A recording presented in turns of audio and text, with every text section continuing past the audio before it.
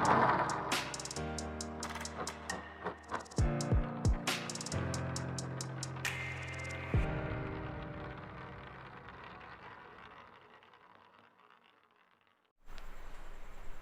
बच्चों, तो हम लोग बच्चों पढ़ रहे थे क्लास 10th।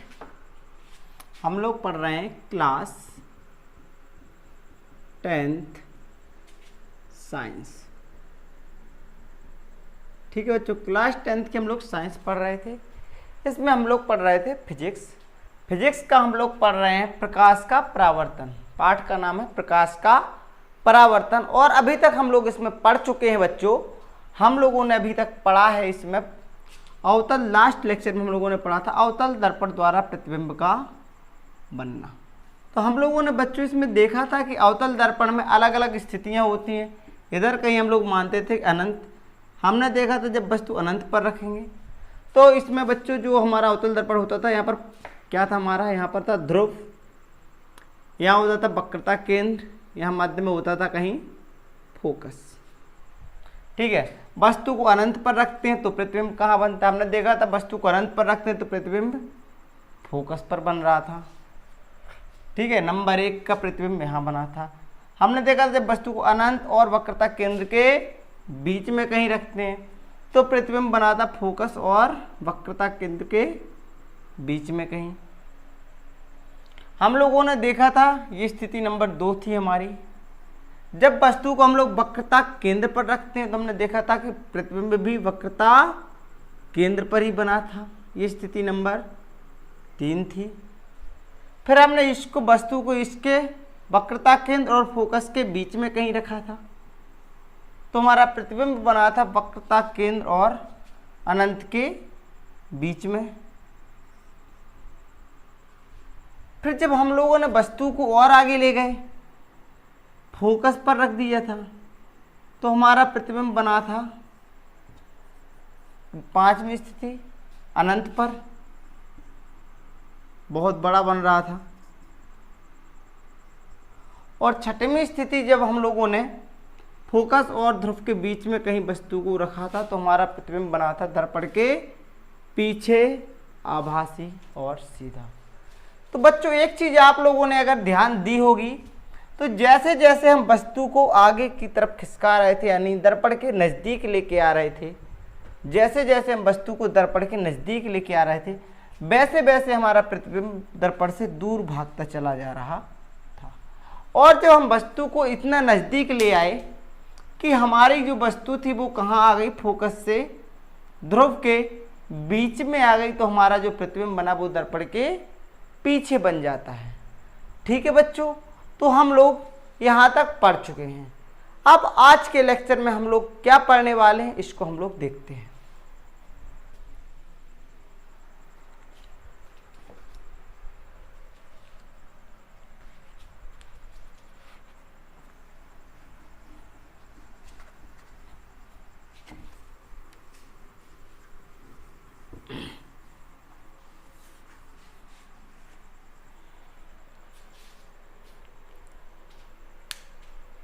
तो बच्चों जैसा कि आपको दिख रहा होगा मेरे पीछे लिखा हुआ कि आज हम लोग पढ़ने वाले हैं, बोर्ड पर लिखा है उत्तल दर्पण द्वारा प्रतिबिंब का बनना। ठीक है बच्चों, अवतल दर्पण का हमारा हो चुका है। आज हम लोग पढ़ने वाले हैं उत्तल दर्पण द्वारा प्रतिबिंब का बनना। ये हमारा एक उत्तल दर्पण अगर हम ले लें, ये हो जाएगा इसका मुख्य अक्ष। इसमें ध्रुव यहाँ पर होता था, इस बार इसका वक्र इस तरीके का है तो इसका केंद्र, वक्रता केंद्र यहाँ कहीं होगा। वक्रता केंद्र और पी के बीच में होता है इसका फोकस एफ। हम वस्तु को हमेशा दर्पण के सामने रखते हैं तो इस तरफ कहीं रखेंगे। अब इस तरफ बच्चों कहीं भी रख सकते हैं। तो इसमें 2 ही स्थितियाँ हो सकती है। पहली बात, हम लोग कहाँ रखें, वस्तु को बहुत दूर रखें। मान लीजिए कि हमारी वस्तु कहाँ पर रख दी हमने, अनंत पर। कहाँ पर, अनंत पर हमने रख दी एक वस्तु ए बी। या फिर हम लोग कहाँ रख सकते हैं वस्तु को, अनंत और ध्रुव के बीच में कहीं भी वस्तु को रख दें। तो आज हम लोग बच्चों ये 2 स्थितियाँ सीखने वाले हैं। ठीक है, तो हम लोग स्थिति नंबर 1 देख रहे हैं, जब वस्तु अनंत पर स्थित तो हमारे पास स्थिति नंबर 1 हो जाएगी जब वस्तु अनंत पर स्थित हो। ठीक है, तो हम लोग इस बार वस्तु को कहां पर रखने जा रहे हैं बच्चों? अनंत पर। मान लीजिए ये हमने एक वस्तु रख दी अनंत पर। आपको पता है वस्तु से जो किरणें चलेंगी वो कैसी चलने वाली है? मुख्य अक्ष के समांतर अगर हम चलाएं तो हम लोगों ने नियम पढ़ा था, मुख्य अक्ष के समांतर चलने वाली प्रकाश की किरण उत्तल दर्पण में उसके फोकस से आती हुई प्रतीत होती है। तो परावर्तन के बाद ये हमें इस तरीके से प्रतीत होगी, हमें लगेगा कि ये किरण कहाँ से आ रही है? फोकस से आ रही है। जब यहाँ देखेंगे तो लगेगा कि ये किरण यहाँ से ना आके कहाँ से आ रही है? फोकस से। क्योंकि वस्तु अनंत पर है बच्चों, तो ये बहुत दूर होने के कारण इससे जो प्रकाश की किरणें होंगी वो कैसी हम समांतर मान लेते हैं। यहाँ भी यही चीज होगी, मुख्य अक्ष के समांतर जो प्रकाश की किरण आ रही है वो दर्पण से परावर्तन के पश्चात हमें प्रतीत होगा कि ये किरण कहाँ से आ रही है? फोकस से। तो अब ये किरणें इधर भाग गई, इधर भाग गई, तो ये तो कभी मिलने वाली है नहीं। अब मिलेगी कहाँ से बच्चों? तो देखिए पीछे हम जब यहाँ आगे देखते हैं तो हमें प्रतीत होता है कि ये दोनों किरणें यहाँ से आ रही हैं। जहाँ से आती वहाँ पर बनता है उनका प्रतिबिंब। तो वस्तु ए बी का प्रतिबिंब फोकस पर बन जाएगा। ये होगा हमारा क्या? प्रतिबिंब। ठीक है बच्चों, तो इस स्थिति में हम कह सकते हैं कि जब वस्तु अनंत पर स्थित होती है तो प्रतिबिंब कहाँ बनता है? फोकस पर बनता है। कैसा बनता है? बिंदु के आकार का बनता है। और कैसा बनता है? आभासी बनता है। ठीक है, तो जब वस्तु अनंत पर होती है तो प्रतिबिंब फोकस पर बनता है, बिंदु आकार का बनता है। ठीक है बच्चों, प्रतिबिंब बनाने के नियम जो हमने पढ़े थे, मुख्य अक्ष के समांतर अगर हम किरण चलाएं, हमने पढ़ा था मुख्य अक्ष के समांतर चलने वाली प्रकाश की किरण दर्पण से परावर्तन के पश्चात मुख्य फोकस से आती हुई प्रतीत होती है। तो ये ऐसी गई और इस तरीके से परावर्तित हो जाएगी। हमें देखने पर ऐसा लगेगा कि ये फोकस से आ रही है। अब हमें कोई दो किरणें वस्तु से चलानी पड़ती, कोई दूसरी किरण चलाएं तो हम प्रकाश से वक्रता केंद्र वाला रूल अगर लगा सकते हैं। तो वस्तु से अगर कोई वक्रता केंद्र की ओर जाती है प्रकाश की किरण, तो हम लोगों ने पढ़ा था वक्रता केंद्र की ओर जाने वाली प्रकाश की किरण परावर्तन के पश्चात अपने उसी मार्ग से वापस लौट आती है, तो किरण इस तरीके से वापस निकल जाएगी। तो ये दोनों किरणें यहाँ पर मिलती हुई प्रतीत हो रही हैं, इसलिए वस्तु ए बी का प्रतिबिंब यहाँ पर बन जाएगा ए डैश बी डैश। ठीक है बच्चों, तो हम व्याख्या में ये दोनों बातें नोट कर देंगे।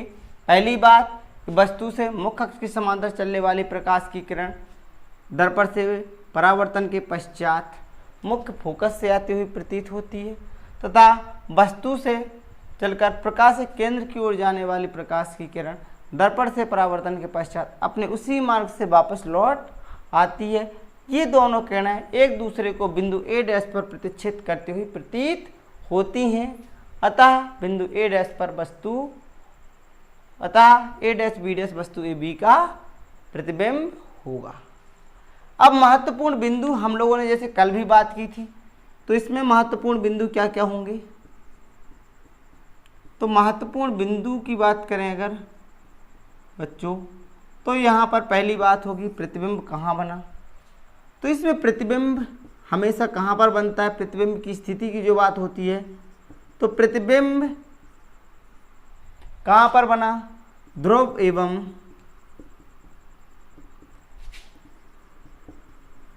फोकस के बीच बनता है।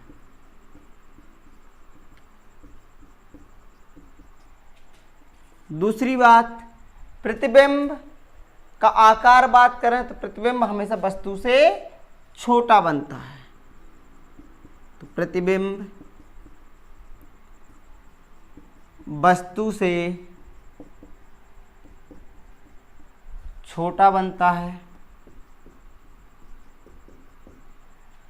तीसरी बात करें बच्चों हम लोग, प्रतिबिंब वस्तु से छोटा भी हो गया। प्रतिबिंब की प्रकृति, जो हम लोगों ने बात की थी कल, प्रतिबिंब की प्रकृति मतलब कैसा, वास्तविक या आभास। तो यहाँ पर वास्तव में तो प्रतिच्छेद कर नहीं रही हैं, प्रतिच्छेद करती हुई प्रतीत हो रही हैं, इसलिए प्रतिबिंब क्या प्रकृति क्या हो जाएगी, प्रतिबिंब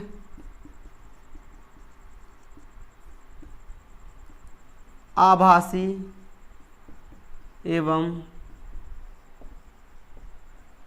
सीधा बनता है। ठीक है बच्चों, तो हम लोगों ने अब अपना कंप्लीट कर लिया है।